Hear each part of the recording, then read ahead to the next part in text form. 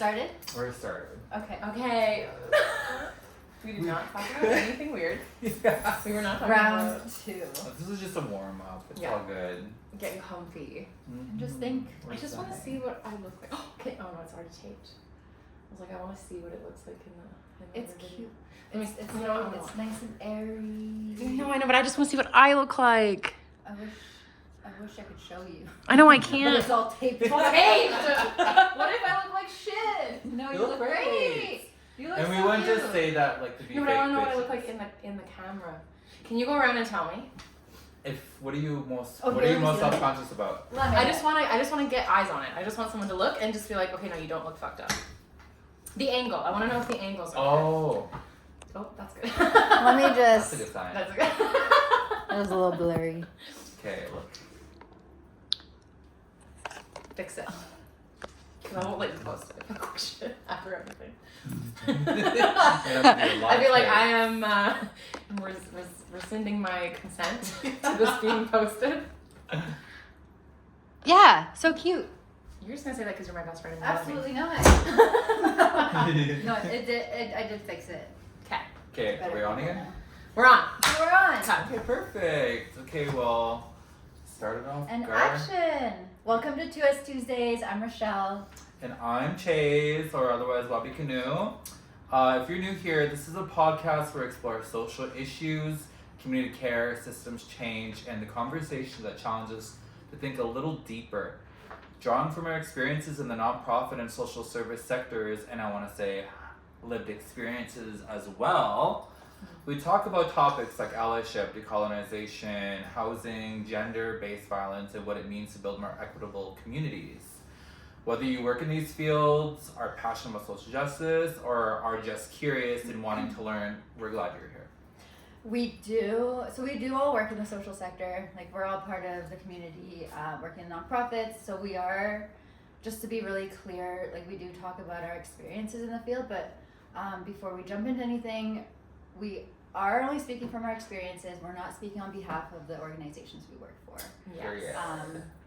We might mention where we work, but this is just us. We'll keep it very, I don't want to say candid, but like we'll keep it chill. We'll just keep it relaxed and not like exploitative or whatever. I think that's the right word. Yeah. We're coming to you as ourselves. We're just coming as Just ourselves, our authentic, people. raw, unedited, and we don't have time for that. We're busy people. We cannot edit. We don't have time I for don't have the editing. editing. We don't even have time to practice or rehearse. We're just gonna wing it. Mm-hmm. But anyways, today's a really fun day. So today is gonna be the first time we actually have someone on our podcast, and this is my best friend in the whole wide world, Michaela. So yeah, I Hey, mean, girl. Hey. so introduce yourself. Tell us about you. Who are you? Are you a Well- natural redhead? Yes, but not this shade. I was a redhead as a child, and then it kind of just grew to be more blonde. Now I just dye it to. You're blonde. Yeah, Oh, I have naturally blonde hair. cute. I know. That's Well, so no, I don't like it. Oh, How is you as the best friend? Didn't you know that? Yeah, what do you hell? mean best friend in the entire world? No, I dye my hair so much. No one's ever seen my natural. Well, that's not true, but most people haven't seen my Oh, natural. maybe because your childhood pictures. Yeah. It was later. Yeah, I had red hair as a child. Curly red hair, like the orphan Annie. Oh, Just like me. It's a hard knock life. It's a hard knock life. Yes, so anyways, I also work in the sector and currently developing a program doing wellness advocacy for 2S, LGBTQ+, queer, unhoused folks. So that's what I'm doing now, but I've been in the field for a long time. Mm-hmm. Michaela and I met in the field. We met at the shelter. Like I started my job in this field in a shelter, and that's where I met Michaela. Michaela was my supervisor. Actually, and I say this all the time, but most of what I know in this field, how I approach people and approach things and see just through the lens of harm reduction, I learned from Michaela.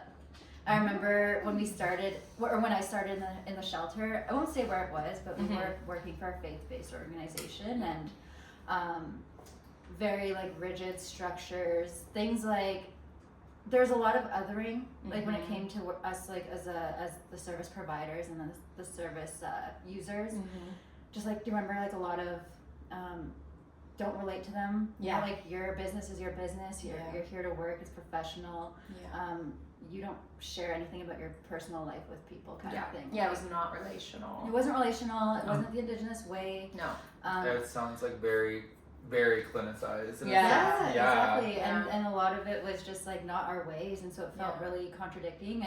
But I remember just seeing Michaela go around that and like relate to people and like be there with people and share and like, you know, because we weren't allowed to do this. No. Like we were told don't touch, like this only, and not just because of COVID. That's just their policy, like in general. Yeah. And I remember seeing Michaela like do this because I came into this job with like a security background mindset. I know. I just don't like the ick when I think about that because like you said, this is a faith-based organization. Yeah. And like, let's be real here. Like a lot of the population they serve is overrepresented Indigenous people. And then you say like, well, we're not allowed to touch them. We're giving consoling, you know, relational like affection in a sense of like, I would say just more like compassion and care, you know. And then when I said ew, I was like thinking about like ew, like. It's giving residential when I think of like how neglected and unloved our people were during those days, and like you fast forward to modern times, and it's like organizations like that to say part of policy, like you can't like give, you know, really console someone, you know, make them feel loved. Yeah. So exactly. Yeah. wow, Yeah. that's fucked up. And they did it through the lens of like trying to keep appropriate boundaries and like not wanting to blur the lines. And the thing is, when you do that too much, there's a lot of like policing happening, you know. When you do that too much, then it just swings the other way, and then you actually would have more harm happening because you can't even have like platonic comfort. Yes. So then it creates this like space for anything to be inappropriate when it's not. Yeah. You know? So it was backfiring on them anyways. Yeah, no shit. Like it's just when you're going too far one way. Like with like Christianity, that's a lot of it. It's like, let's make these rules really rigid and really intense just to make sure we don't like do anything wrong, but then in doing that cause way more harm in the end. Absolutely. Yeah. But one of my favorite things when working with that organization and working in shelter, like you said, was going around, like finding ways to kind of like not necessarily breaking the rules, but definitely bending them, to be more relational and be more like warm and kind and like not so transactional and to meet people where they are. And so I would do things to bend the rules to do those things, and then I never actually got in trouble for it because at the end of the day, I would stand my ground and I would say, yeah, I did do that and this is why. And they could never do anything about it because they were like, oh yeah. For you. No, because I'm white. You're white. Perfect segue. Here we go. For me, when I Yes. tried, it You was also such a done this different too. story, and I did it too. And Yeah. when I started advocating, because I was the only Indigenous person. Yep. I had people coming to me, like our coworkers would come to me and be like, "Hey, what is a band?" Like, and they'd come with like a map, and they're like, "How do I find this band? No like, way. someone needs like their number or something." And I was like, I was still learning, so I also didn't really know. So wait, they're just trying to figure out their band, right? They're trying to figure out just like Indigenous kind of related stuff. And Anything like, Indigenous anything. related. And so they'd come to me because I was Indigenous. Yeah. And when I tried to like advocate for the Indigenous, because it was a women's shelter, like the women and femme. So when I tried to advocate for them, because we had a list of resources on the wall, and it was just like the typical, usually the faith-based stuff, self-referral kind of resources. And I was like, can we have one that's Indigenous resources, like specific to the Indigenous people, because most of them are Indigenous in our space. Yes. And I remember I asked my supervisor, Not me. and she just looked at me, big like phony smile. I was like, why would we do that? And I was so taken aback in my mind. I was like, I'm doing such a good thing. They're gonna be like, they're gonna be like, oh yeah, great idea, Rochelle. But no, it was just like, why would we do that? And so I was caught off guard, and I was like, well, like, because they're not really getting what they need, and I've been helping them try and find Indigenous resources, and they're being helped with those. So maybe we can like have something here for staff. And they were just like, no. And when I kept like pushing, they brought me to HR. Threatened me if I didn't stop putting. They said this. They were like, if you don't stop putting your own personal pain into their lives, like, you're gonna have to leave, we're gonna have to let you go. Mm-hmm. And that just like goes against the relational aspect, Yeah, because like we have that relational, you know, like we relate to Indigenous people because our families went through these systems and residential schools, and like they're not much different than us in that way. Mm-hmm. Yeah. And so that was like our whole experience in that realm. Yeah. And it just like really it turned me away from faith-based organizations. Yeah.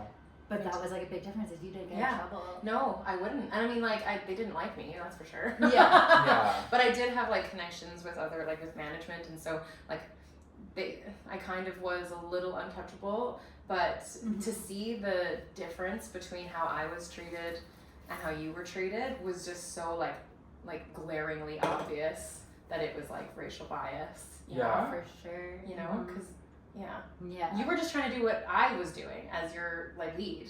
Yeah. Like, you see me being able to, like, scooch around these things and these, like, arbitrary rules that actually harm people. I would break them all the time, and then you go and you're not even trying to break rules. You were literally just trying to help people. Yeah.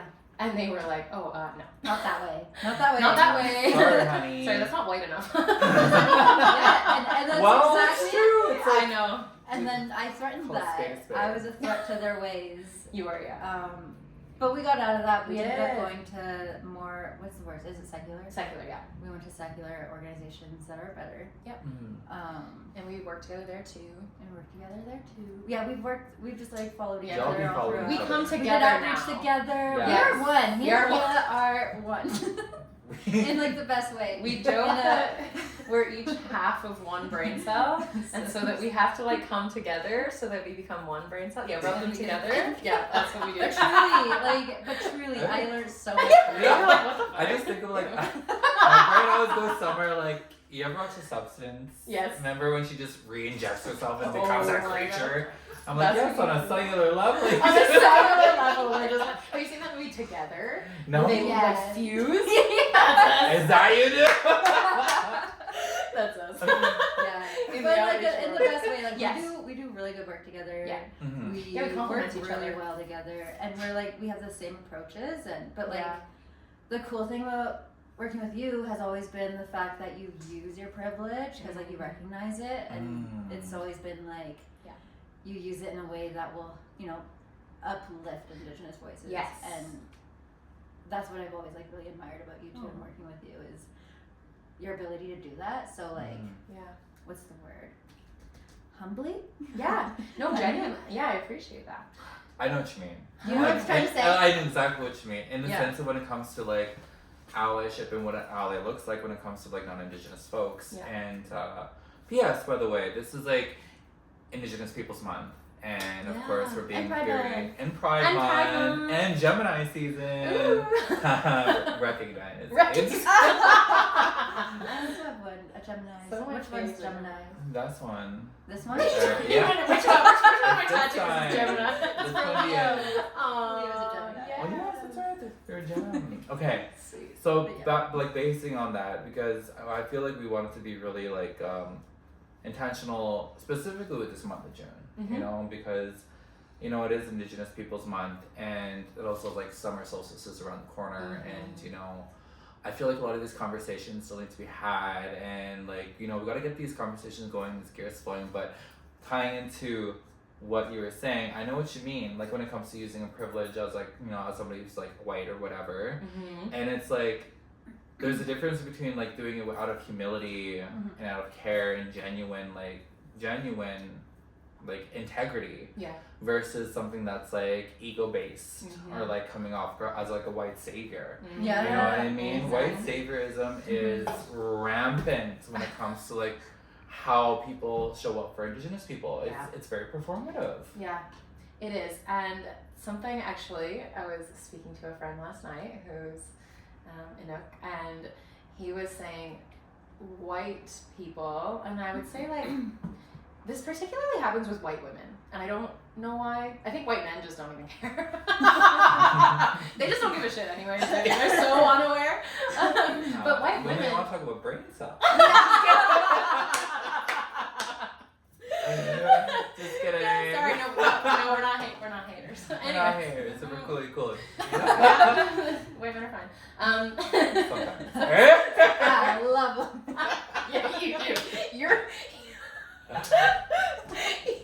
Okay, anyways. I just put it on Anyway, the so- most cheesiest. I'm like, Anyways. okay, go on. Sorry. No, but what I'm saying is, what I've experienced and how my friend said it really well was that when white people are trying to decenter themselves in order to uplift Indigenous voices, somehow they fumble and then end up centering themselves in the conversation or in the situation when their intention might be to decenter, but they don't do it very well.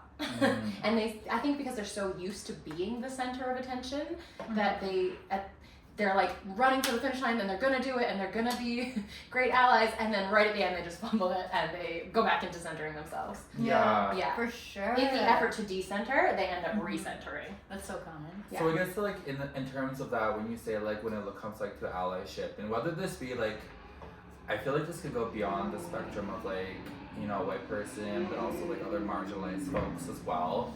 But like, in terms of allyship, for you as a person, sorry, what's your background? I didn't. Yeah, well, I'm white. If you can tell. Are you? Very white. Don't say. You don't say. Glowing. Very ginger now. So on my grandmother's side, we are Irish and Scottish, Okay. and my grandfather's side is English. And in this last few years, I've been really looking into Irish history and some Scottish history, but particularly Irish history, because that's where my grandma's side of the family is from. And I've been looking into it in the context of how the English, the British, colonized the Irish for 800 years, and then took the blueprint of how they colonized the Irish and went and colonized the rest of the world. And so I have this feeling, don't know if it's real or not, but there's something in my DNA that recognizes colonialism from the British. Yeah. And there's a really great book called How the Irish Became White.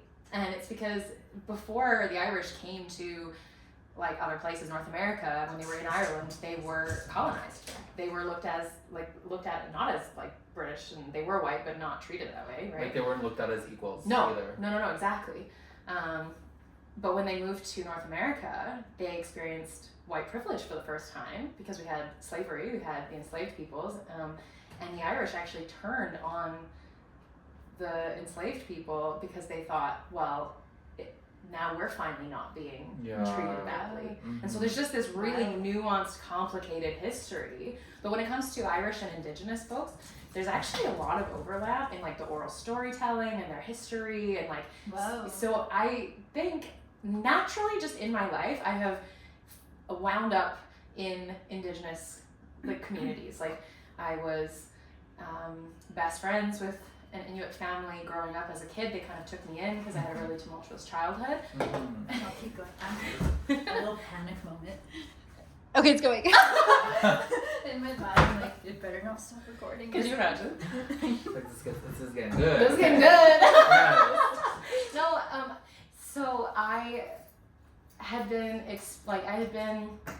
accepted by this like Inuit family, but it didn't even, as a 9-year-old, 10-year-old, I didn't even think about the fact that we were different, right? Like that's just not necessarily something that a white 10-year-old is going to think about. That's something that maybe a person of color who's 10 is going to think about because they experienced that from a young age. Absolutely. But me, I didn't even think about it. I didn't even notice. I had no idea. I just felt loved. I just felt so loved by this family. And so I grew up kind of around like Inuit culture, and it was like beautiful and lovely. And then I remember I think I was 13, maybe 12, and my best friend and I were walking down the street, and I noticed for the first time that people were treating them differently than me. Like I can't remember specifically what it was, but I think I heard someone like sneer or say something about my best friend, like something like a racial slur or something. Something racial or something like yeah. that. Yeah. Othering them. Yes. And I was like, what? Like, and then it just like hit me and it clicked to me. And this happened probably more than once too, but that's the age I was when I realized, maybe that's a little old, but the age I realized like, oh wait, like something's wrong here, because I don't feel any different to this person. I feel like we are exactly the same. And for some reason the outside world doesn't feel that way. And so that was my first like awakening to realizing like the cultural and like racial differences, you know? Yeah. And I feel like we don't like even like, I don't know, we don't think about that when we're younger because we're all innocent, right? We're all Yeah. just like, you know, we don't necessarily see somebody for their color of their skin or like their. Well, some do. Well, some do, But yeah. when I say about that, I think that's like something that's conditioned from like parents Yeah. or like Yes. No, for whoever's sure. raising them, Yeah. right? Yes. Whether No, they kids parent- are born with that No, mindset. No kids are a born blank with that. slate. We're just Yes. we're just people. Just Just then, people. yeah, it is conditioning. It is yeah, conditioning, our parents, absolutely. It is the adults. It's whoever's around teaching. Mhm. these It's things. sad. Yeah. Because I remember growing up, and the first time I like realized I was like different and darker was I remember I was like 4 or 5 years old and we were at the playground, and I was in the sandbox, and I remember like hearing this kid say something like Mom, why is her skin so dark? Oh god, sorry, the cat. Oh. Get away. One moment. Oh. I wish you can all see our setup here. It's janky. It's duct tape. I'm gonna post a to a picture. buck. To Oh But we make it work. We're making it we're starting from the bottom. Not And that's yet. okay. Not yet. Now we're still at the We're bottom, on our way but there. we're getting there. Bottoms. Bottom. Pride. Well, the bottom. That's Okay, another anyways. conversation. We'll get there when we get there, okay?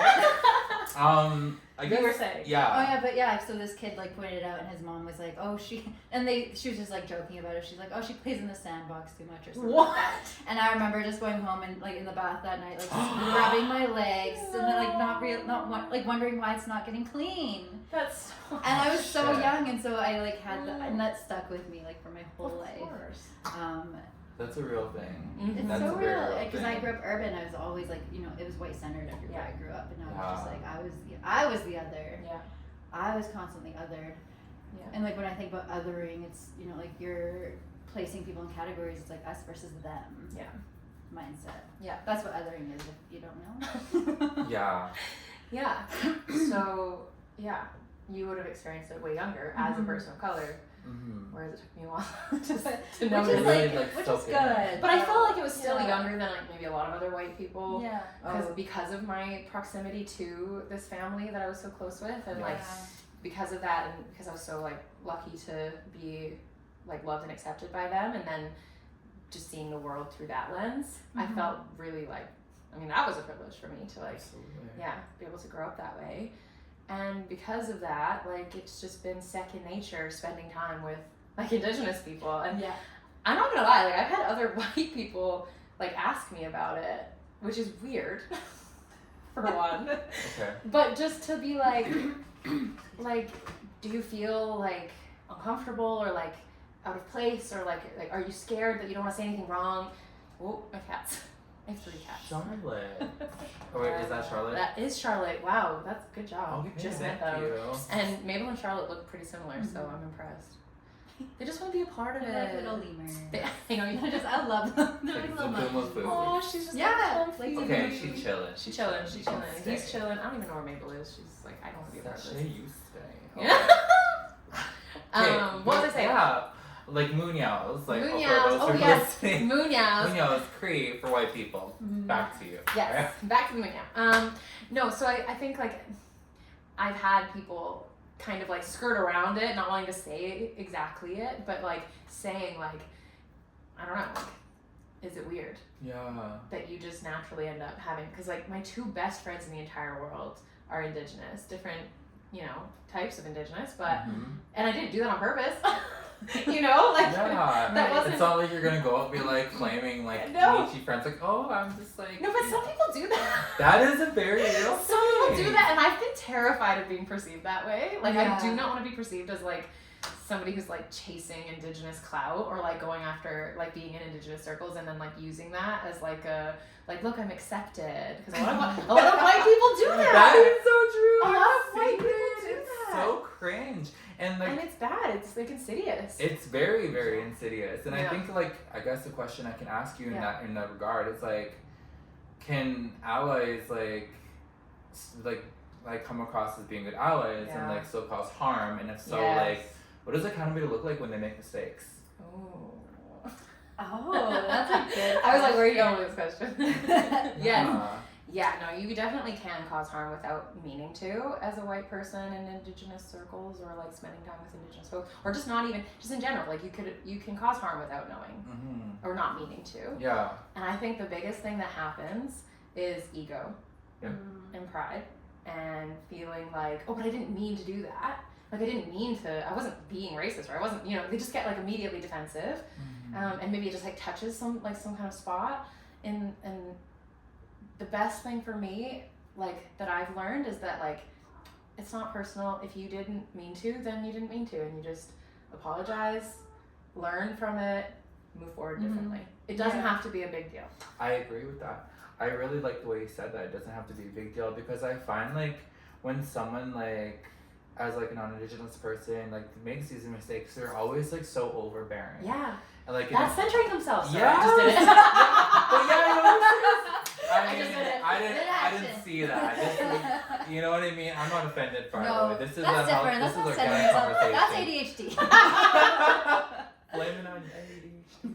Just kidding. But that's what that is. It That's is. exactly what I was saying. In the effort to decenter, you then fumble, and then you center yourself again because you're like, oh my god, I'm so sorry. Oh my god, I did this thing, and then you're like, you self-flagellate, and then that becomes about you again. Yes. So you don't want to make it about they you. feel like off put. It's like, oh my god. It's So and then they maybe accidentally, maybe on purpose, get the Indigenous person to comfort them. yes. Or else they turn into the victim. That's what I'm saying. Yeah, so it's like Turn it back on themselves, and then they're like, "Oh, I'm so sorry, I'm such a bad ally," and then get the Indigenous person to be like, "No, you're not." Give you some like validation. Like, yeah, you are. Good. You're like, yeah, you suck. Bye. Well, that's like the thing is like, tying back to earlier and like what you were saying about like how like you said other white folks like I'll ask you Munoz, Yeah. will ask you those questions like. Yeah. Is it weird being around them? Like, how do you feel? Are you uncomfortable? Like, what should we ask them? It's like, why is there a stigma to that in the first place? Yeah, You why- know what why I mean? is Why that? is there this weird, uncomfortable Yeah. energy? Like I'm walking on eggshells. I feel like a lot of white people walk on eggshells because they don't want to do anything wrong. They don't want to say anything wrong. And I'm not gonna lie, I'll be vulnerable. I was like that at one point. Oh, absolutely. I I was know so like many people like that. Yes. Yeah. And I was like that at one point. And I remember my childhood best friend who I grew up with, I was expressing this feeling to them years ago about being like, I'm like, I think maybe it was when you and I started to be really close. It was someone, I can't remember, but I was talking to Jade about it, or Kusiak, and they were like, what are you talking about? You know how to be around Indigenous people. Like, you don't need to be, like, stop it. You know? Yeah. And it was just like, oh, yeah, why am I making it a bigger thing than it is? Why are you overthinking it? Why am I overthinking it? It's Like, yeah. I that's really interesting that you say that, because like I wonder like when in the context in like the past how many few years like even like going beyond like when did that become such a huge issue? Yeah. Like, you know what I mean, the polarity between like Indigenous and non-Indigenous, because when I think about that, like again being as a kid and all that stuff, like I have a cousin who's we're status, and like I grew up with my cousins, the first generation out of all the grandkids and everything like that. And my uncle, who I fucking love, my uncle's like the father figure because I never really grew up with my own dad, and that's a whole lot. That's a whole story. That's another podcast. Yeah, that's another one. But like, I think I may have shared a little bit about that. But anyways, he's white. He's a white guy and everything like that. And then my grandma, who passed away, I think almost 7 years ago. She's a white woman, but growing up, my cousin, visiting my uncle and my auntie at their house, and then their grandma taking us all in as family, you know what I mean? Yeah. We didn't see color or anything like that. It was nothing, it was never like that, And my uncle's like, he's like one of the rosiest uncles I have, and he's like, white guy, you know what I mean? Like, it's like, but like, Yeah. again, Yeah. I don't see it like that, No. you know what I mean? And I feel like we're in this realm that everything becomes so polarized, and like, I hate to say it, even with the political climate we're in right now, Totally. like I feel like, I don't know, Well, like, sorry. you go, yeah. I was gonna say, I think a lot of like left leaning, like the libs, like these like politically correct, people, especially white people, they're like, ooh, I wanna like do this right, and I wanna like look good when I'm doing this, and I wanna like not get canceled, and so I feel like it comes from a place of still self-preservation and not how does this Indigenous person feel in this interaction. It's like, oh, I don't want to look bad, or I don't want to say anything wrong because I don't want it to be perceived as something or other, Well, like a lot of it too, like at that point, it becomes performative. Yeah, that's the thing. And it's the optics of it. It's not like genuine. Yeah. Because like, what does it mean then, like to be performative or like a genuine ally? right? Like, well, not even ally, but like friend. Friends, person, Like we're Person. people. relative. Like yeah, Exactly, relation. we're just people. human- we're just just people. human beings. Like literally, it doesn't have to be so weird. It doesn't have to be like. No. You know, and it's really interesting that you say that both you when it comes to performative allyship. I think about this question sometimes, and like when I think about a lot of these folks who are in the public image or like in these sectors and everything like that, if you were to take away the paycheck, if you were to take away the media publicity, if you were to take away your reputation, would you still be in our corner? I think a lot of people wouldn't. They probably No, wouldn't. a lot of people wouldn't. because they wouldn't see a point to it. No.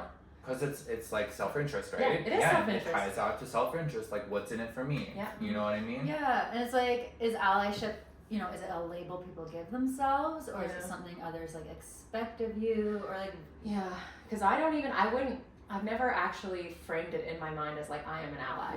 Yeah. But people have said to me like, oh, you're an ally. and Like I think that's what makes it a real ally. right, because you've said it to me like, oh yeah, you're being an ally or you're an ally. But I've never thought of myself as an ally. I just think of myself as like this is my best friend in the entire world. And But it goes beyond that, you know, like Yeah. it goes beyond that because it's not, like that's like a very personal, like our Right, personal yeah. relationship, but you go, like you're just like that in general. Yes. Especially in your work, yes, you know, like the way, because you work with Girl. Indigenous. Oh, girl. And I was like, Yeah. I don't say anything. I'm just like, whoops. so too, she loves to knock that But on it's the like ground. you work with Yes. Indigenous people and Yes. communities and demographics, and you use your privilege to navigate these systems. Yes. So I remember there's been times where I've been in crisis and you're like, Rochelle, like call me and I will use my Yeah. white privilege at the hospital if you need it. You know, Yes. things like that. Yeah. No, of course. Yes. So I think in the more like kind of systemic thing, not just friendship wise, but like when it comes to learning at a young age that there was this difference, knowing that I just felt like family or just felt loved by this community and that there isn't really anything different, but that the world sees things differently, it was like, oh, I'm actually placed in a really strategic place that I can use my privilege to uplift Indigenous voices and to like stand for Indigenous people, and it like I can use that. Mhm. And I mean, it sucks that like that's even possible, that the fact that I'm white can mean that I can like, you know, do something that you might not be able to. Like I hate that. But if that's the world we live in, if that's the system we live in, well then I guess I'm gonna have to use that for my advantage to then help the people who are oppressed in uplifting their voices. But that's the biggest thing. I'm not going to speak for Indigenous people. That is never my thought or my, like, because I can't. I literally can't. It doesn't matter if I have been close to Indigenous people my whole life. It doesn't matter whatever experiences I have. I'm still white. That's okay. There's no shame in that. I didn't choose this. I'm white. It is who I am. Oh my god. Your I hope cats you are can so. still- We need a tripod. We're still good. We're still good. Someone needs to fund us. Yeah, can Sponsor. someone sponsor this podcast? You wanna so that If you we can sponsor this mic? podcast, we could get ourselves a tripod, some mics, Mics would be good. some good lighting, Ooh, yeah, some lighting to Some fix lighting. this. maybe a backdrop. Maybe a kennel for these cats. No, I have them. I just. We're getting there. We're getting there. We're very transient on our podcast. We'll say that. We're going all over the place. Oh my Baby. Oh, you sweet little thing. Yeah. Aw. I'm gonna put you up in this couch. But it's neat though. It's neat to see how it all plays out, and then because there's also differences when we think about people who are like trying to be an ally. Yeah. But what does it mean like to take up space? You know, because some That's a people. good question. Like I've worked in places like in the past where Yeah. people, like they want to be. I feel like we overuse the word ally, but they want to be like an ally. Yeah. You know, they want to support Indigenous communities. They want Yeah. to uplift, and that's their intention. Yeah. But then, at what point does it become Yeah. too much? Like they're interjecting themselves too much. Yeah. Right. Yeah. I mean, I can only speak from my experience and like. Come on, baby. Mabel. I have always been super careful about entering these spaces with integrity and intention, and I actually like really think it's important to wait until you've been invited in and to never assume that you are welcome there until someone welcomes you. And I don't mean that in like a way of like, oh, they're not welcoming, or like I have to wait to be welcomed, and it's like, it's not a negative thing, it's like, it's a respect thing. Absolutely. It's a respect thing, and it's an honoring of the fact that like people of color and Indigenous people, their experiences are inherently different than mine. Yeah. And I can't just assume that my presence isn't going to cause harm. I don't know. Like, that's something to be aware of. And it's, again, not to be taken personally. No, not me personally is going to cause these people harm. That's the thing, is people take it so Yes. personally sometimes. I agree. And We I get have it. to get rid of that. Yeah, you know, and I think it's like sometimes you just want to ask a person, it's like, well, you know, about being respectful and everything, it's like, you know, you can read the room, you can read a person's energy just right off the hop sometimes, right? Yeah. But it's like also asking somebody like, well, how do you make friends? You know, like, Yeah. how do you make friends? You know, like, would you treat them the same way as you treat your friend? You know, like, it doesn't have to be so fucking like rigid in terms of, or like even like, I don't know, I just feel like, I guess even for the word allyship, let's be real here, like, let's ally and allyship. Do you feel like even using these terms as well, do you think that puts a lot of pressure on people? I think so, because people tend to think, like, people want to live within, people want to be, people want to be, what's the word? I'm losing my train of thought, but people want to, like, genuinely be allies. Yeah. They want to live up to the concept. Well, it becomes this thing. And it becomes this thing where, go ahead. Well, I was losing gonna say that like it becomes this thing that could potentially be like unattainable or something. Whereas allyship, like it's just a way of being. Like you're just existing with people. It doesn't have to become this like elevated thing that could be intimidating or like some, I don't know, like there's a way to explain it that I know. can't think of, but it to me allyship like sometimes can sound, I don't know, like. because people don't want to cause harm. No. You know, people, but I think when we place things, it's almost like so rigid because there's a concept and then there's like these definitions for the concept and people start overthinking and Yes. they want to do things like by the book or, but really it's just like, these are just guidelines. I find like, you know, there's like definitions and stuff, but in my mind it's just more of a guideline. Like this is just a general what this kind of means, but. Yeah, go with your heart. Go with your gut. If you love people, you love people. You know, if you genuinely care about oppression and like social justice and all of those things, there's a very like, you can really tell when people are performative about it and when people just genuinely care. And I think that people who genuinely care aren't the ones who are getting caught up in the labels. They're not the ones being like, I'm an ally. They're not the media darling. No, they're not on media. That's the thing. I don't know social media. I don't have an Instagram. I don't know if you do or not. I don't have an Instagram. But yeah. But if you did, you would be using it for good. I wouldn't, but that's the thing is like, okay, the reason I don't have Instagram is because I don't. But if you did, Jesus, no, like, you're like, what are you talking about? Okay. Sorry, Michelle knows. Anyway, we'll fill you. We'll fill you in after. No, but the reason is because I just saw so many people in my like outreach, social justice, you know, harm reduction world reposting the same things over and over again into their little bubble and then feeling good about themselves. Like, oh, I posted this thing, so that means that I am doing the work. There's my effort. There's my effort. I've posted it, and then checking off the box.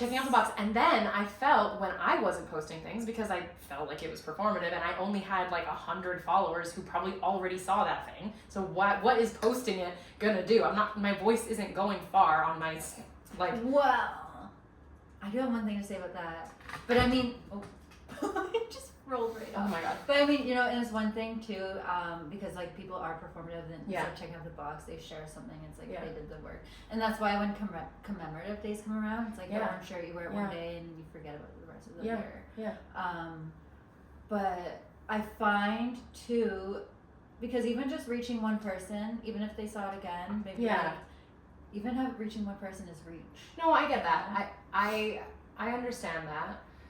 But for me, it felt like I didn't want to be a part of that dynamic of like, look at me, look what I posted, and then when I didn't post things, being questioned like, do you even care? Yeah. Oh, that's awkward. You know what I mean? It's like, oh, you're not posting about Palestine, and it's like, you have no idea what I'm doing in my free time. You have no idea what my life is. I'm not spending it on social media to prove to y'all like who I am. Yeah. And like, so I do understand some people's role is to reach people. I'm not saying that we don't need space for that at all. No, like, I'm not saying you. Yeah, you just in general. But that's how I felt, was like, it doesn't need to be me. I don't need to be the person resharing this. Other people who have a higher following, or other people who are more inclined to this, that's their role. That's what they can do. That's a very good point. I really like how you worded that. Because I was just thinking, like, for somebody like you who only has like 100 followers and everything like that. Yeah, my family and friends. Grandma. My grandma. I mean, she could probably benefit from seeing those things, but but I tell them in real life. Exactly. That's the You have thing. these conversations at the table. I'm having these conversations at Thanksgiving dinner where everybody's like, "Whoa, you're radicalized." And maybe that's what like draws people away from it too, is that they feel like that's how you have to do it. Like on social media. Yeah. Like you have to be public about That's it. where I was getting about that. It's like when I think about the term of like doing action in terms of like what we're trying to do in the bigger, grander scale of things, is that I feel like everyone has their own, like even in our communities and our roles, everyone has their own gifts. Everyone has their own talents, That's it. right? Yeah, you know, totally. like what you do, you have your gift and your role in like what working in like relationally, relationally, person to person. yes, That's my person to person. strength. That's a very good thing, and not a lot of people, not everyone has that. No. You know, and so for somebody, let's put this out there, like a fucking politician, for example. I thought you were gonna name drop someone. I was like, whoa. I'm not gonna name drop anyone, but No, if but I yes. do come for you, I will let you know. I will be very personal about that. Very relational. Yes. Not performative. Work. Okay, but like, like real talk, like. Yeah. I think that's also like a thing when it comes to allyship, and like how people who have these positions of power, it's like not only like, you know, of course they can invite us to the room, of course, but also like, you know, Indigenous consultation is a very personal thing, it's a very real thing, but also when it comes to like, I hate to say it just because of the way we live in this like whole system of anarchy and everything like that, it's so fucked up, but at least with people in those positions of power actually fucking move things for us, you know, create things like, if fucking politicians can create all these fucking bills and everything like that, saying like anti-trans, anti-this, anti-that, what makes them stopping them from creating pro this, pro that, you know what I mean, or making more accountability and transparency for the things that they quote that they're doing for Indigenous people. Instead of just saying exactly. all talk. Exactly. Yeah. I think if we could just, what do they say? Creator gave us 2 ears and 1 mouth for a reason. Because we need to zip it. We need to listen, and we need to actually just do things. You know, like politicians just speak, or people, and other people too. Like we'll just be like, yeah, look at me and my whatever, and then it's like pompous. Yeah, and it's like, ugh. I want to talk about, if that's okay. Yes. The experience of seeing my best friend be tokenized, and in many times, like you. Oh, that's hilarious. Like, no, I have two different. You're like, what? Oh no. Yeah, I have been. Often. I've been tokenized so many times. Often, and you're always around. You're always there. Of course, I am. We are one. We are one.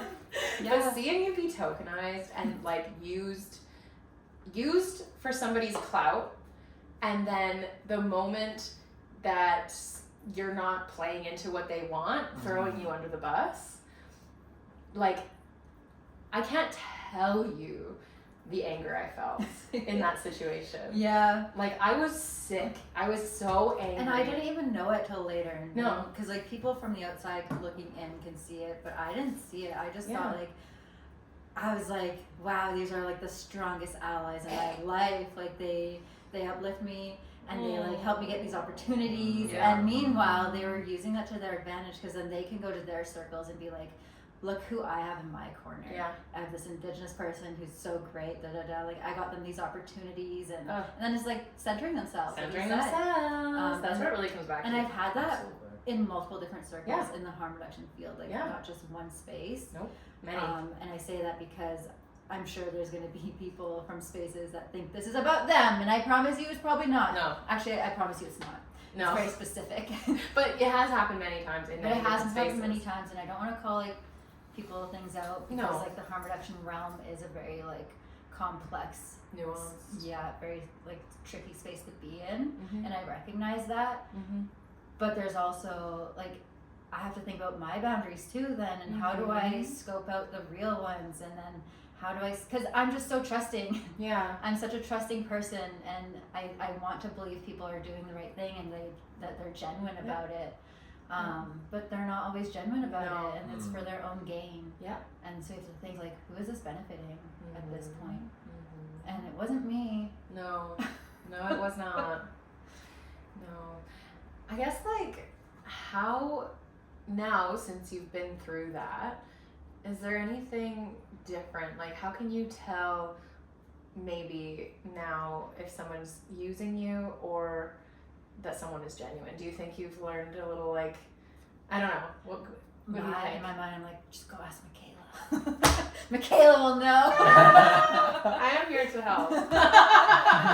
No, for sure. Yeah, I think like a big difference is now I'm more weary, like, Yeah. and asking that questions consciously, like, is this benefiting them, or is it who is this Yeah. benefiting Yeah. now? Like, Yeah. are they getting some gain from this? Yeah. Or is this like a transactional kind Yeah. of relationship here where, like, you help me and then I make you look good? Yeah. Or is it like, is this a friendship? Well, and the funny thing is, like, in our friendship, we help each other. Yeah. Like, I get so much from you, and hopefully you get. I get so much from you? Yeah, Yeah. exactly. And it in like relationships are like inherently kind of transactional, but like we're doing things for each other. Mhm. And so the sad thing is, if people could actually just be friends and kind and genuine, they would get the thing they want at the end of the day. Yeah. Do you know what I mean? I know exactly what you mean. But it comes Like- down to their intent, like, what do they want?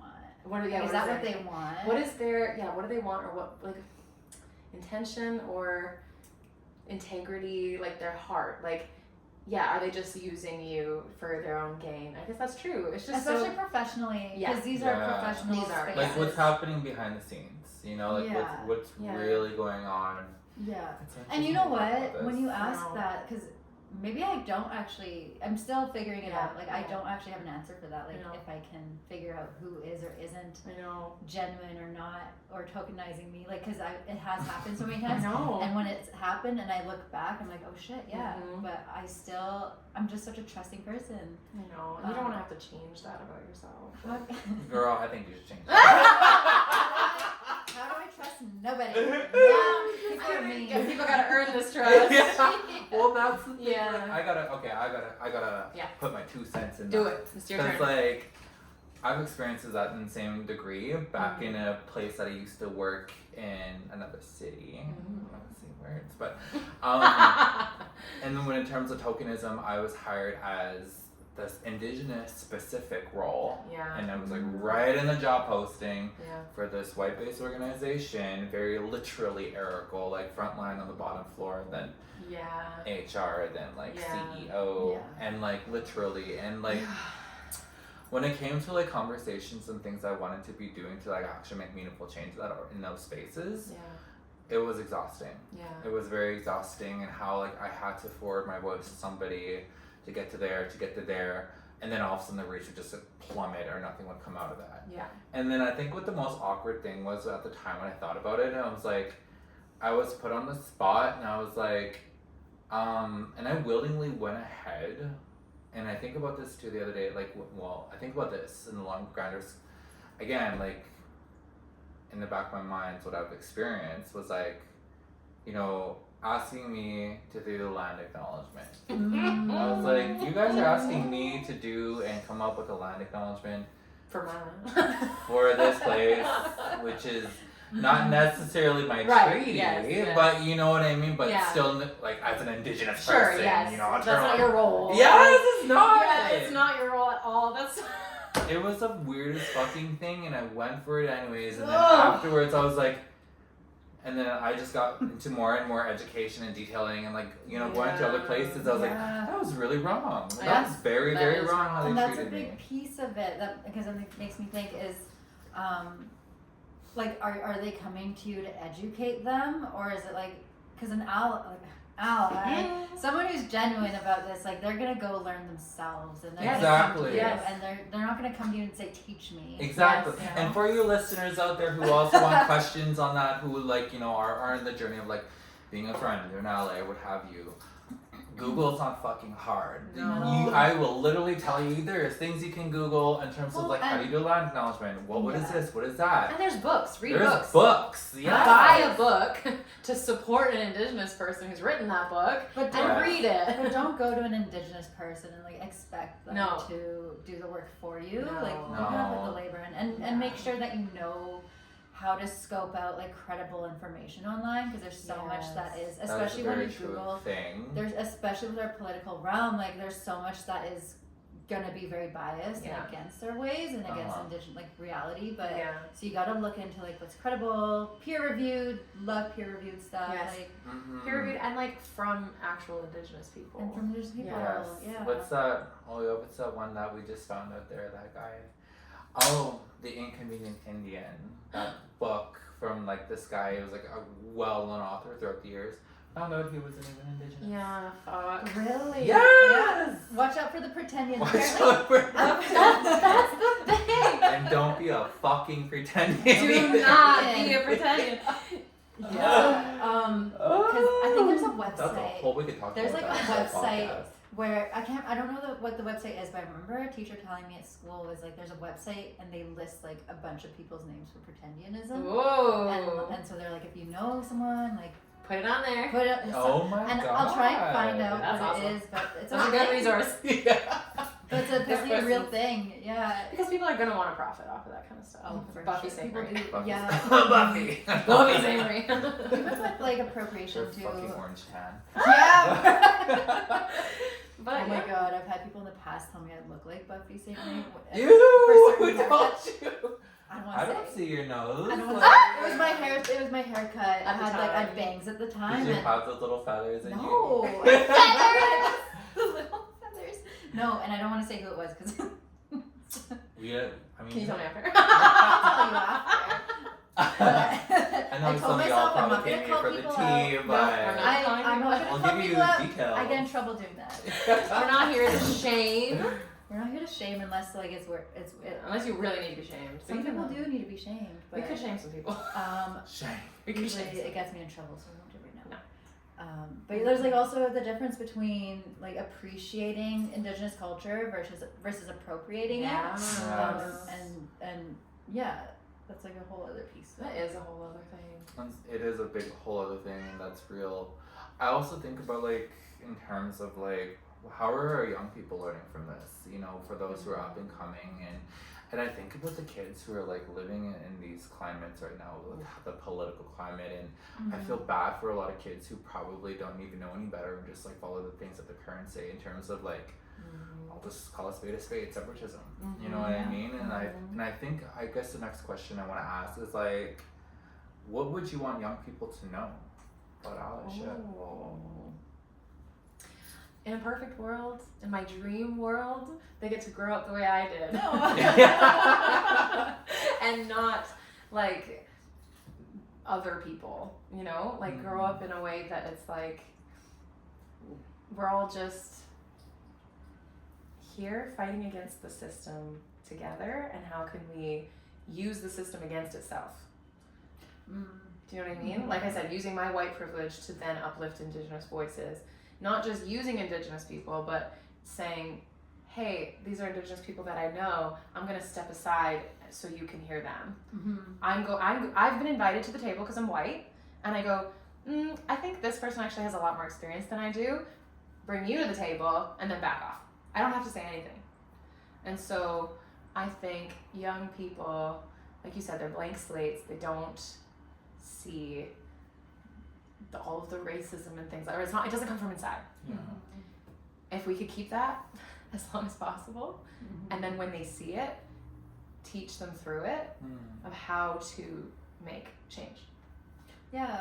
And we have so much influence over young ones, right? Like Yeah. even We with do. the whole this new policy of having no more like rainbow flags in classrooms, even you know, like, And that's just a whole heartbreak. and it's just like we take away the representation, and we're taking that away, and we're teaching kids like this is wrong. Oh, we're going so backwards. We're I going can't. so backwards, and just little things. It's not, and these little things are not so little. No. But you're right, like youth they're clean slates, and we need to foster that and nurture that and like create that space for them to have the autonomy and discernment on their own. Yeah. Mm-hmm. And when inevitably they come face to face with the horrors of this world, we are a safe space for them to learn appropriately, like how to navigate that. Mm-hmm. You know? Absolutely. Because at the end of the day, like we all bleed red. You know what I mean? We Mhm. all bleed the same blood. I mean, we have different types, sure, Yeah. but we're not gonna be so extremist. Be like, well, your type is this and that. You can't. Separatism based on your that'd be, type. that'd be fucked up. Like that'd be You know so what? fucked Honestly, up. I wouldn't put anything past this world. Like, what is that? What would that be like? Would that be like under xenophobia? Like Oh. like is I don't know. Wow, We're we're not- into we're some not- weird We're topics. not here to educate. No. No. We're here to But chat. yeah, Yes. I just want kids to feel like it's just not a thing. It's not weird, or like you don't have to walk on eggshells. Mm-hmm. These are people. These are our kin. These are our people. It's not like, that deep. It's not that deep. It doesn't have to be that It's deep. not that deep. It's not that deep. And other people are gonna be shitty about it. Mm-hmm.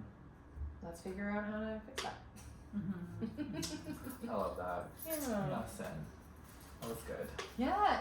Is there just like to wrap this up? Is there one thing you would like people to know, like, or take away from this? Like, what's one thing you want people to take away from this if they're hearing this about, and like maybe they haven't heard about allyship before? I think a lot of people wonder how to be an ally, so I think a lot of people are intrigued by that. Yeah.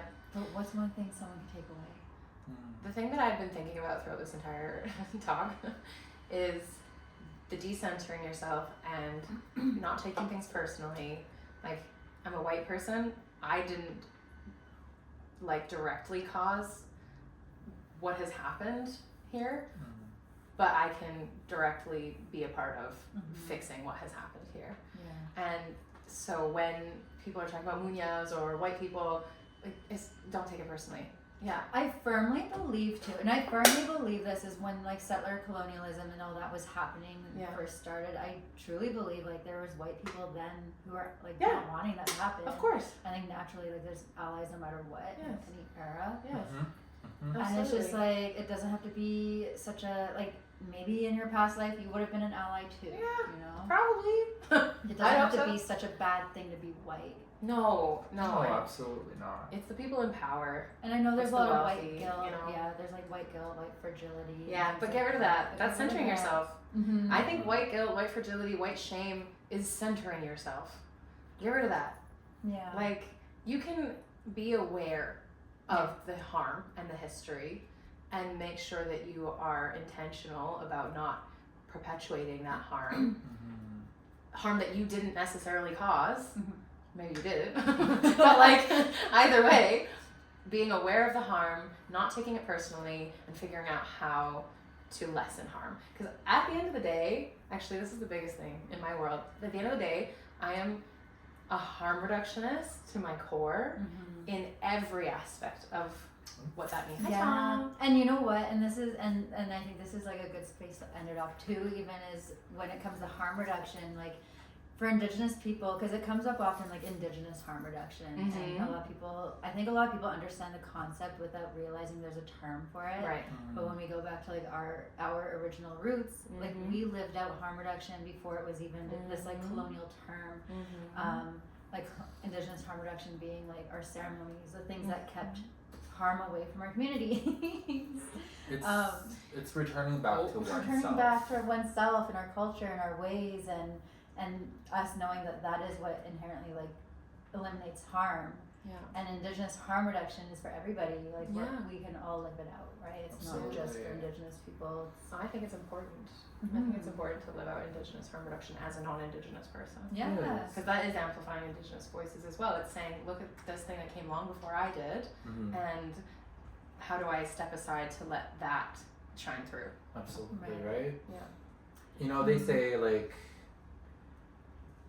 there's not a word for sorry in our language when it comes to Cree language. There's not like a direct word for sorry, but it's more like I guess you would say a saying or a phrase or like an action word or like a sentence. And I don't know how to speak it. I will say that I don't know how to say this, but an elder told me before, it's like, you know, we don't have the word for sorry, but what we say is like, in our language, I will make things right. You know, and I think that's a powerful thing. That's an action. That's an action. Right. You know, that's a pledge. That's a dedication. You know, It's a promise. it's a promise. It's accountability. Yeah, relational accountability. Relational accountability. Collective responsibility. Collective responsibility. Equality. Go look that up. Yes. We're not educating, We're but not look it up. educating, but we'll give you the term. Yeah. This is your responsibility. Go see This that. is where we see if you're genuine or not. Yeah. And that's the other thing too. If you're a white person who doesn't know things, I don't know everything, but ask me. We can figure it out Yay. together. Don't put it on another Indigenous person to use the labor to teach you. Go ask other white people who have like done the learning. Yeah. You know what I mean?